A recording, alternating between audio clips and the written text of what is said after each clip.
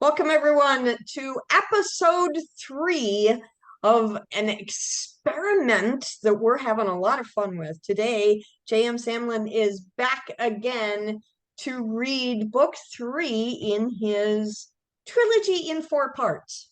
And I think that's my new favorite phrase. So today's reading is going to be Seeds of Farsil, which is book 3. And what's the name of the series in total? The Chronicler's Awakening. Cool. I like that. Yeah. I hadn't noticed that when I looked it up. It's a Very little cool. slipped in there on the page. Easy to miss. Very cool. I am really excited about this. This is the first time that we're doing a series in order with no gaps. So this is super, super fun for us. If you enjoyed this little deviation from our normally scheduled programming, give me a shout in the on the website and let me know if you want us to do more series like this. If you like it, we'll do more of it. If you don't like it, tell me you don't like it and we won't do it anymore. See, I'm easy. So welcome back, Jamie. I could read your bio again, but I've already read it twice, and I'm sure people have already heard it. So instead, I'm going to ask you something pretty wacky. Has Michigan always been your home, or were you born and raised somewhere else? I was born in Garden City, raised in Westland, went to school in Southfield, lived in Inkster and Livonia, live in Canton now. So I've always, Southeast Michigan is where I've always been. Have you ever traveled abroad? I have. We spent 3.5 weeks in Thailand. That's actually where I got engaged, in Thailand. Oh, okay. All right. Just take a small deviation and tell me a short, quick story about that experience. Yes. So we were there over New Year's, and it was amazing. When we were about to leave, I was thinking, "Ooh, it's a little chilly. I could use a jacket." And it was 88 degrees in Thailand. It was 11 at home. So you acclimate to the weather rather nicely. But we were in Chiang Mai at New Year's. It's up in the mountains. Beautiful. Everything about Thailand was wonderful. But they had the lantern festival. So you're holding the paper lanterns until they have enough heat to then rise and go up. So this was on New Year's, and I was holding it with my then just boyfriend, and then we let it go up, and I'm watching it go up, and then all my friends are poking me and like, pointing out that he's down on one knee. That's And extraordinary. So they were playing referee, making sure, because it was extremely crowded, playing referee to make sure people stayed away, and filming it and everything. So it was fun. very romantic. What a great experience. You'll have to work that into one of your books one day. Maybe I will. It was I did not expect it at all. So it was, quite a thing. Those kinds of surprises are always literally doing the, covering my mouth and everything. I was quite surprised. That's very cool. So, for those of you out there listening to this is episode 3. The book is Seeds of Farsil. And before we continue, I need to let you know about a listener advisory for this episode. There is some violence and some graphic imagery. So if you have little ears nearby, you might want to preview this episode before you share it out loud with them. So book 3. Okay, I'm into this. Show me where we are. What part of the world, what time are we in right now? Because in the last book, we were 18,000 years backward. So where are we now? So we're back in the present. So the first book, we'll say, takes place in the present. Second book goes present and distant past. Third book, it's coming back to the present. So actually, there is a bit of a, knowing that this is the present, there's a little bit of a spoiler to it, but I'll leave that to inquiring minds to think about what the spoiler might be. Awesome. I love puzzles. But we are, Lone had the big goal of trying to get all of the world's nations to come together in some amount of peace, and he did. He managed to get all of the world's nations together in Isolis, which was an area of the world that was before shrouded with barrier magics. Now those barrier magics have risen, and what do you know? Everyone's there, and then a bunch of daemon attack. So This is the world's armies are also there as well, because they're not going to show up for a meeting without bringing all their armies, of course. So luckily the Oh, armies are there to fight off the lesser things, but then there's one particular daemon that is extremely large and would just literally roll across the rest of the armies. So luckily they have a secret weapon. fantastic. I can't wait. Yeah. I love a good battle. I'm very bad at writing them myself.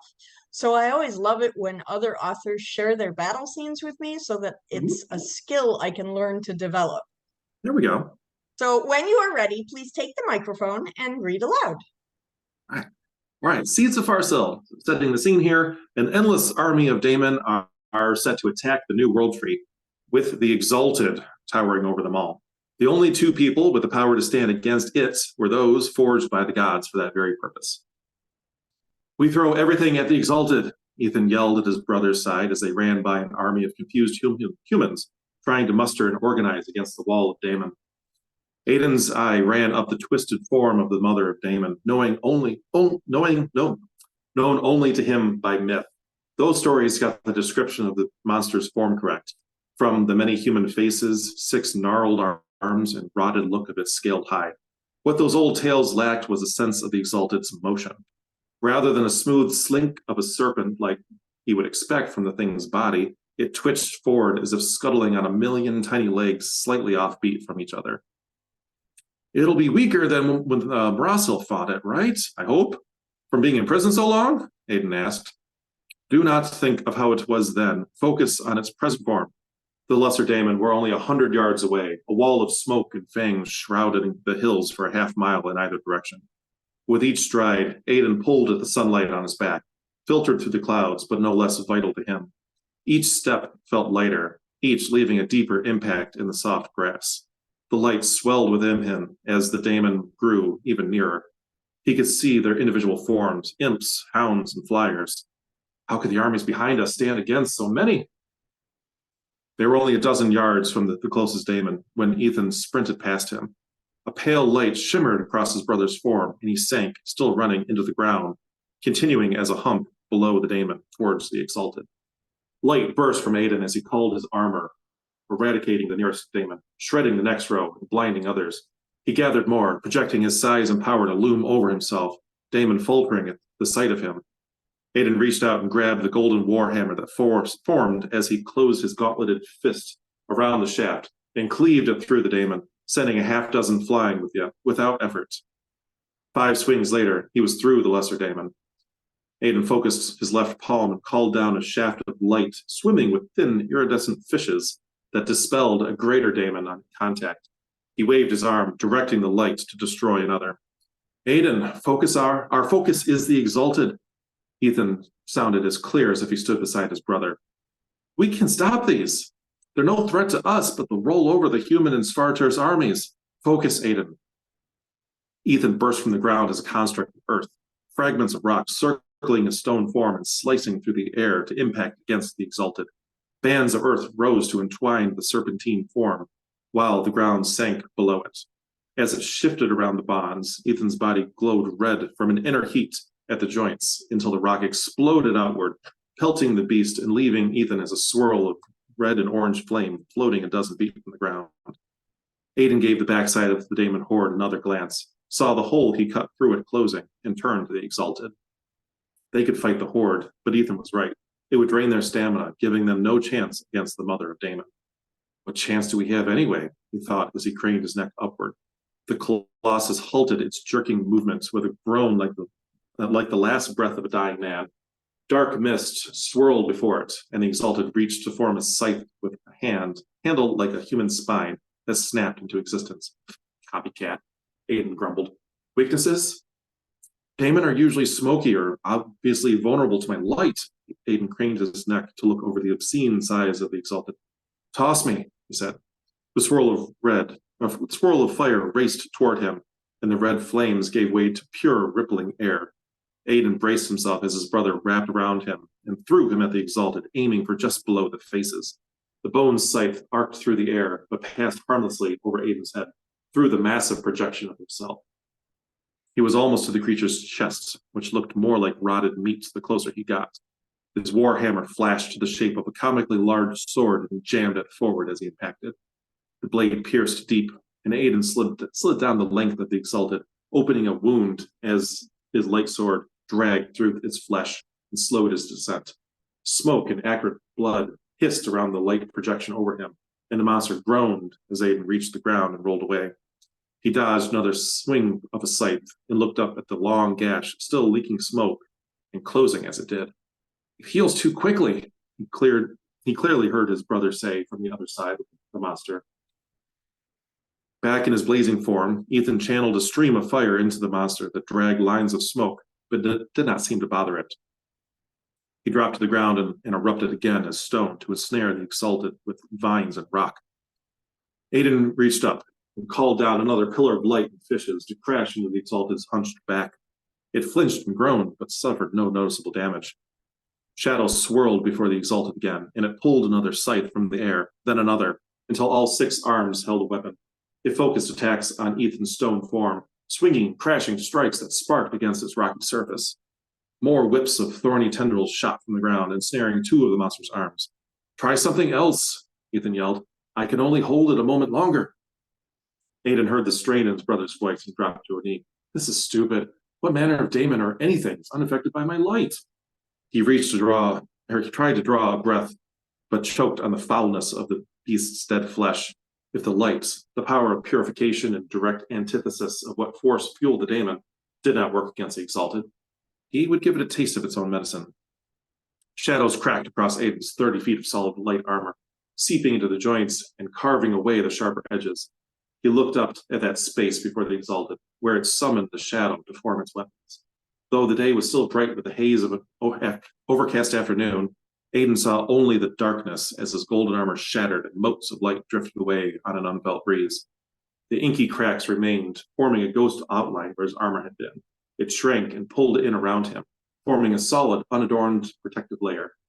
When Aiden called the lights, it sang of his praises, and he would admit that feeding his ego played no small part in his decision to pursue the practice of light shaping. Shadow whispered of what greatness he could achieve through it, if only he would reject the limitations he placed on himself, things that constrained his own power, things like morality and his connection to his brother. Light sang of past deeds, shadow of a possible future. Gritting his teeth, Aiden called upon that force that only wanted to be used and was unjustly vilified. He pulled Shadow from the Horde of Daemon, now engaged with the armies before the city, adding density to his form. From that same place, just beyond the boundary of realms, where the Exalted pulled its sights, Aiden called more. Under each blade of grass that blocked the sun's muted rays, more. He raised both hands overhead, forcing the shadow to shape itself into a dozen blades around him, each twice his height. The shadow sang in his veins, gleeful, promising. "This is nothing," it would whisper. "This beast would be nothing before you, wielding my power without regret." Aiden lowered his arms, and the blades flicked from his sides, impaling the bulk of the Exalted without crossing the space between and dissipating in the light on the far side. Shadow would not slice flesh, but Aiden felt it cut far deeper. The mother of Daemon roared and turned on Aiden, dropping him to a knee with the force of its screech. Hands clapped over his ears. Vines ensnared 3 of his arms, but another swung its scythe in a clean arc. Aiden resummoned his light armor just as the blade struck him, tossing him away. The air blasted from his lungs when he landed in a heap. Gasped for air and pushed to his hands and knees. Stone erupted from the ground, again throwing an arch over the Exalted's length, keeping it from moving forward with the bands over its dark forms. It shook and writhed, shattering the bonds as fast as they were formed. "Any more ideas?" Aiden said and spat out the metallic taste, frowning at the red spattered across the grass. "You can pierce it. Cut off an arm." Stone Ethan slid around the bulk of the beast, stopping between it and Aiden. "Hells, cut off more than one." It broke free of the vines to swing its scythe in a low horizontal sweep. A column of rock shot from the ground, but the scythe cut through the stone like cheap parchment to impact against Ethan's stone form. It shattered a chunk of him with the impact. Aiden heard his brother's pained grunt. Aiden sucked in the light and pushed to his feet with a groan. He wiped blood from his mouth and watched his brother explode back into fire and fly around the Exalted's heads. It dropped a scythe that dissipated into misty shadow to attempt grabbing at him. Distracted a moment, said Aiden. What in the seven hells do you think I'm doing? Aiden looked down at his left palm, at the tiny spark of light forming there. It looked innocent, barely more than a mote cast from a campfire. He focused on it, seeing deeper into the layers of the speck, connecting each layer to the next, creating a chain of light that would feed upon and fuel itself. He dove deeper into the minuscule point, each layer 1,000 times the size and intensity as the one above it. Finally, he could go no further. The next would contain more light than existed in all of Poas. Snapping out of the spark, Aiden closed his fist over it and breathed in its power. His vision dimmed as his armor blazed again and grew, fueled by the light of that single point. His avatar, 60 feet tall, was still dwarfed by the Exalted. It mimicked his movements as he reached forward and formed a long sword in the air. The Exalted turned on him and raised 5 scythes in defense as he swung the sword in both hands. Aiden felt the resistance in his own limbs as the blades crashed far above his own head. He screamed and his armor flashed brighter. Somewhere in the back of his mind, he heard the tormented moans of the daemon from the horde fighting with humans, but that felt like a realm away in another time. The Exalted hissed and groaned, and the blade of one scythe shattered. Watch out, Ethan shouted, too late. The Exalted swung a scythe at Aiden's light construct from the other side. Unlike his flimsy projection when Aiden had tossed him at the monster, Aiden's form was now as solid as living flesh. When the Exalted's blade hit him at the other angle, Aiden felt it in his own body as it cracked against his ribs. He faltered for just an instant, more than enough time for the Exalted to shred the light with efficient slices. Aiden again dropped to a knee and tried to call the light to bolster him, but he had put too much into that single attack. He attempted to push to his feet, but he fell with a huff. He looked to the Exalted as it reformed its shattered weapon and raised them to bring them all down with a single blow at once. The air blurred around him, and the scythes bounced off an invisible shield only inches from his head. Aiden saw his brother as a shimmer in the air beside him. They forged us to fight the daemon, Aiden said. This thing is no daemon. Paused to click his tongue. I think that means we can leave it for someone else, yeah? He winced as the scythes came down again against Ethan's air shield. Physical and fire do nothing. It heals immediately from shadow and light. We have to kill it in a single attack, give it no time to recover. And I know what you're considering, and I know we're considering the same thing, Aiden groaned. I see no other way. Aiden shut his eyes with a sigh. Oh, this is going to hurt. It always does. Fantastic. So we talked before about how you do a lot of role-playing games. Dungeons and Dragons-esque. I spent some time playing Dungeons and Dragons as well, and that's part of why I don't do it anymore, is because creating battles is a major part of Dungeons and Dragons.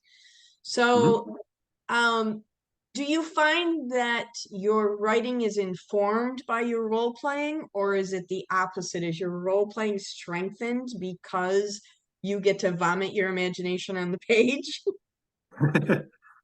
I would say that actually doing D&D combats, you get an idea of how you might be able to place figures around and move them and stuff. But actually, I find that my martial arts experience has been more useful for writing combats. Something like what I just read, where it was a much grander thing. Obviously, I've never done any sparring as an earth elemental or a fire elemental. Right. Right. But doing like the one-on-one combats and sword play and stuff like that, I can act that out, and that helps a lot. So I guess doing the larger D&D scale combats has helped, and that's you try to throw more at the characters than you actually think they could handle, and then see what happens. So sometimes you need to. You talked about actually acting it out. Have you ever gone to the dojo and said, "Hey guys, let's form up in this way and see if it actually physically can work the way I'm imagining it will"? Have you ever tried that? I actually haven't. I've got a rack of swords here in my office, and I will take out a sword and grab another one and give it to my husband and say, okay, let's let's do this. And so we'll act it out in the house, but I haven't gone to the dojang and done it there. That's actually, if I had a larger combat, that might not be a bad idea. But a lot of actually, there's a fight sequence in, I think it was in the second book, where one of the characters, like, he goes to get punched and he blocks it and he does something. He ends up grabbing that cord of muscle and tendons right under the armpit. Okay. And like, it's very sensitive there. So that is a move that I've practiced a lot. So I know that's effective. So a lot of what I have just done in my practice has gone into more of the one-on-one combats for sure too. That's very cool. I like the way art imitates life and vice versa. Because as an author, we grab from the world and put it on the page. So sometimes it's fun to watch what we put on the page come to life. Yes. That's a cool thing. Okay, book 3. I'm hooked. Now I need to see how it ends. So before we do that, though, I want you to tell me just a little bit about when you were writing Seeds of Farsil, was there ever a point in your writing where you had kind of like a existential experience where you felt like it wasn't really you writing it? Yes. Yeah. I have an example from Seeds of Farsil that is the pinnacle in my mind of when characters take over and ruin your story.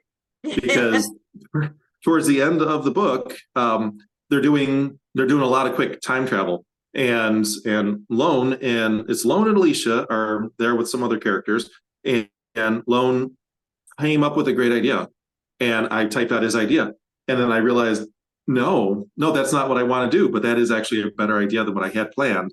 So I typed it out because Lone would have thought that, and I wasn't going to silence him. So I typed it out, then I had to make a reason for why that wouldn't work. So it required that I go take a long walk and figure out how to defeat my own characters. So it's fascinating. That's very fun. Thank you so much for enduring our experiment and coming along in this adventure. Actually, you're plotting the adventure, so I'm really pleased that you're willing to do this for me. Thank you so much. Oh, thank you so much for having me. Thank you.